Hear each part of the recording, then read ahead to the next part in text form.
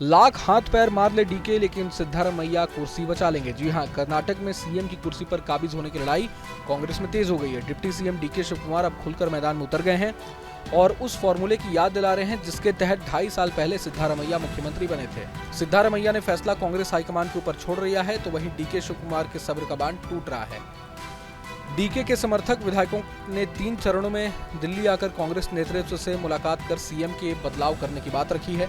अब खुद डीके शिवकुमार गांधी परिवार से मिलकर अपनी बात रखना चाहते हैं। राहुल से मिलने का टाइम नहीं मिला तो डीके शिवकुमार ने सोनिया से मुलाकात का वक्त मांगा है। इधर सिद्धारमैया 5 साल का कार्यकाल पूरा करने का दम भर रहे हैं, तो शिवकुमार 2.5 साल वाले फॉर्मूले की याद दिला रहे हैं। ऐसे में देखना होगा कि सिद्धारमैया पंजाब के सीएम रहे कैप्टन अमरिंदर की तरह बीच में कुर्सी छोड़ते हैं या फिर अशोक गहलोत की तरह अपनी कुर्सी बचाए रख पाते हैं।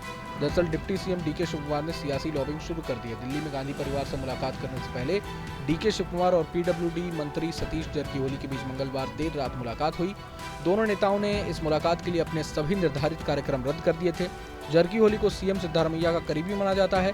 पिछले दिनों सिद्धारमैया के बेटे ने एक बयान दिया था कि कर्नाटक में सत्ता परिवर्तन होता है तो सीएम की कुर्सी जरकीहोली जैसे नेता को मिलनी चाहिए। ऐसे में शिवकुमार ने जरकीहोली के साथ मिलकर अपने मतभेदों को सुलझाने की कवायद की। साथ ही डीके शिवकुमार ने सतीश जरकीहोली को बताया कि उनके और मुख्यमंत्री सिद्धारमैया के बीच पार्टी के 5 से 6 सीनियर नेताओं की मौजूदगी में 2.5 साल बाद सत्ता सौंपने का एक समझौता हुआ था, लेकिन इस वादे का पालन नहीं किया गया।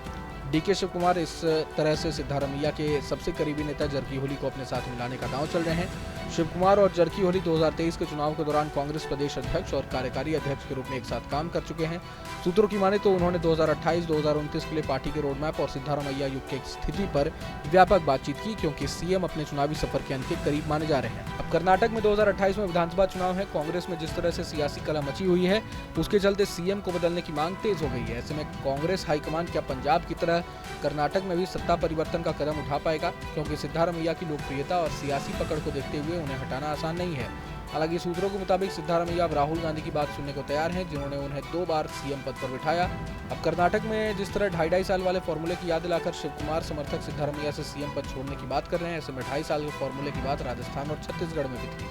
2018 में कांग्रेस राजस्थान में सत्ता में आई थी तो सीएम की कुर्सी को लेकर सचिन पायलट और अशोक गहलोत आमने सामने आ गए थे। छत्तीसगढ़ में भूपेश बघेल और टीएस सिंहदेव के बीच भी यही मामला था। अशोक गहलोत से किसी भी मायने में सिद्धारमैया कम नहीं है। गहलोत की तरह सिद्धारमैया भी ओबीसी समुदाय से आते हैं और कर्नाटक में उनकी अपनी सियासी पकड़ है।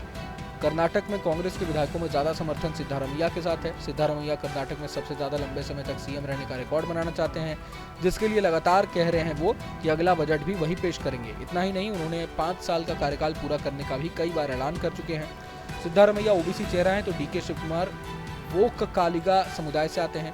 सिद्धारमैया कांग्रेस की बदली सियासत और ओबीसी की पॉलिटिक्स पर फोकस देखते हुए सीएम की कुर्सी पर 5 साल तक बने रहने का दावा कर रहे हैं। Bureau report, news nation. जहां भक्ति है हर शब्द में, कथाओं में छुपे हैं दिव्य रहस्य और ज्योतिष देता है जीवन को दिशा। धर्म से जुड़ी हर बातों को जानने के लिए हमारे चैनल स्तुति को सब्सक्राइब करें। चैनल पर जाने के लिए इस लिंक पर क्लिक करें।